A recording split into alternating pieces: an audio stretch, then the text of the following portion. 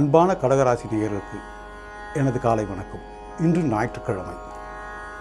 உங்களுடைய ராசியிலே சூரியன், சந்திரன், புதன், அதாவது அமாவாசை நாள்.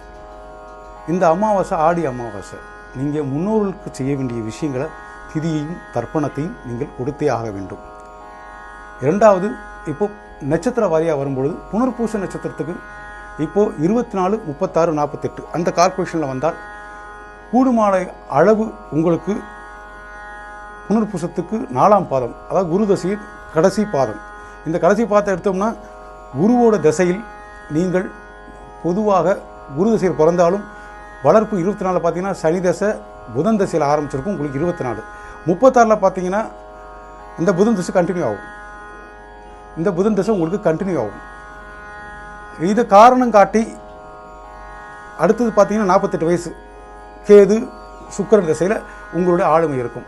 பொதுவாக இந்த கடகராசிக்கு இந்த நேரத்தில் பார்த்தீங்கன்னா உங்களுடைய புனர்பூசமாக இருந்தாலும் சரி, பூசமாக இருந்தாலும் சரி, ஆயில்யமாக இருந்தாலும் சரி, இந்த ராசி இந்த நட்சத்திரத்துக்கு இன்றைக்கி என்ன பண்ணும் அப்படின்னு பார்த்தீங்கன்னா உங்களுக்கு அஷ்டம சனி. இந்த அஷ்டம சனி யாரோட சாரம் வாங்கியிருக்கான்னா ராகுவோட சாரம் வாங்கியிருக்கிறான். பொதுவான பலன் ராகுவோட சாரம் வாங்கியிருக்கான். அந்த ராகு யாரோட சாரம் வாங்கியிருக்கான்? சனியோட சாரம் வாங்கியிருக்கான். ஸோ இப்படி சார பரிவர்த்தனை ஆனதுனால உங்களுக்கு ஒரு குழப்பமான மனநிலை உருவாகும். ஆனால் உங்களை கெடுக்காது. இந்த அஷ்டம சனி பாதிப்பை தராது. ஏன்னா வக்ரம், இந்த வக்ர காலகட்டத்தில் இப்படி தான் நடக்கும். இவ்வளோ நாள் பல வகையில் துன்பப்பட்டுருந்துருப்பீங்க. ஆனால் இந்த காலகட்டம், இந்த ஆடி இன்னைக்கு உங்களுக்கு ஒரு சில விடுதலைகள் கிடைக்கும் என்ற நம்பிக்கை எங்களுக்கு உண்டு. அதேபோல் உங்களுக்கும் இருக்க வேண்டும். கடகராசி நேயர்கள் கண்டிப்பாக இன்றிலிருந்து நீங்கள் எடுத்துக்கொள்ளுங்கள். வரக்கூடிய நாட்கள் எல்லாமே நல்ல பலன்களே வரும் என்பது உண்மை.